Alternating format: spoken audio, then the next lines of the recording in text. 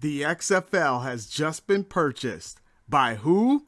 Someone we didn't expect. And they got a couple of partners with them. Let's talk about it.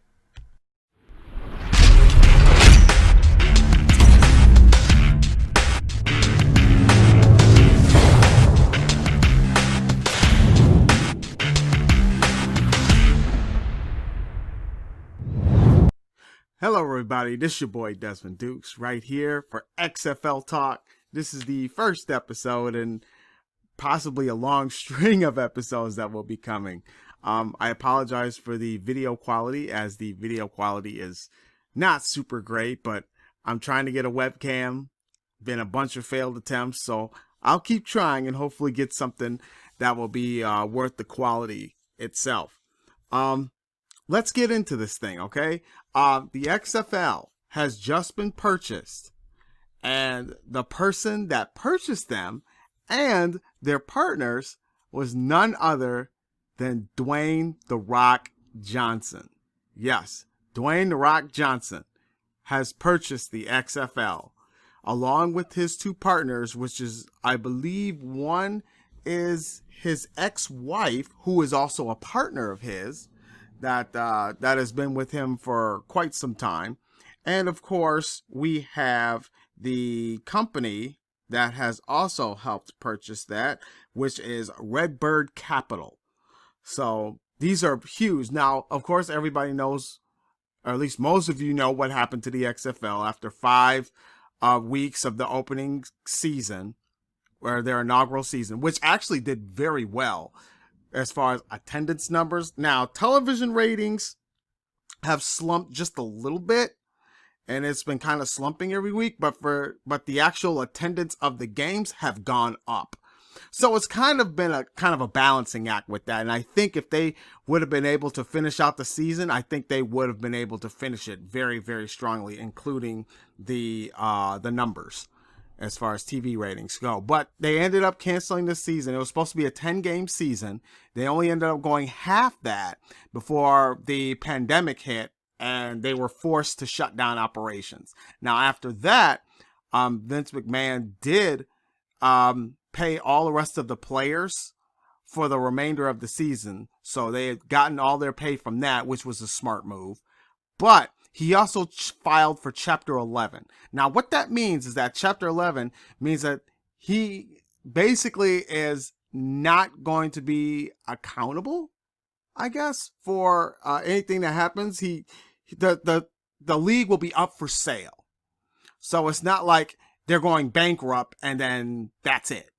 But what he did is that he filed for bankruptcy and then put the league up for sale, because he actually seen the potential of what the XFL was doing. And now with that, the XFL has a chance to possibly come back if he can find the right people that will purchase it. Now, of course, too, he was in a squabble with Oliver Luck, who was the commissioner of the XFL, which I felt did a tremendous job with that league. But the XFL has been purchased in the amount of $15 million. Now, what does this mean? Well, things are still up in the air. The XFL has just been purchased. There's still a lot of paperwork that goes through, and we don't even know right now if the season's going to start in 2021 or if it will start in 2022. But we're all hoping for 2021. A nice spring 2021 season, especially with the NFL that's going to start kicking off. I believe it's next month. So this is a huge, huge thing. This will give the XFL time.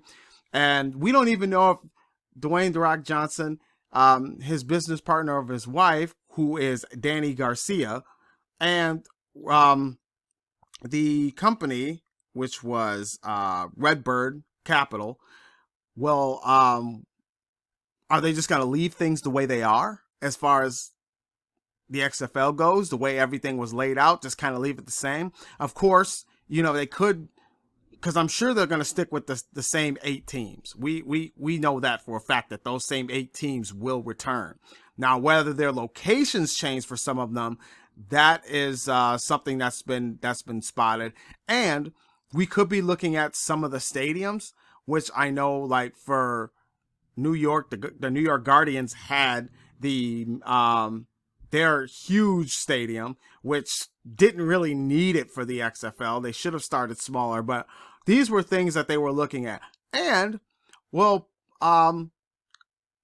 Pollock, who was the president and CEO of the XFL, will he be returning to his position? I'm almost for sure that he will return to his position. Oliver Luck, I would love to see him come back. We don't know. We'll see. But regardless, there's still a lot of questions. A lot of things still need to be done. A lot of paperwork, a lot of red tape to go through. So we'll know possibly by the end of August. We'll know the position of the XFL. So, but for now, it has been purchased, which means there is a very, very, very strong chance that the league will return. Like I said, we don't know if it'll be next year. We're all hoping for next year. If not, it would be 2022, which you could look at this either way. If you leave it the same, because really the formula wasn't bad. It worked out really well. And I think if you just stick with that for the new season and then just let that ride out, and then by 2022, you could be working on, new things and new ways to do certain rules, because I know they were in talks of possibly a couple of different rule changes that needed to be addressed.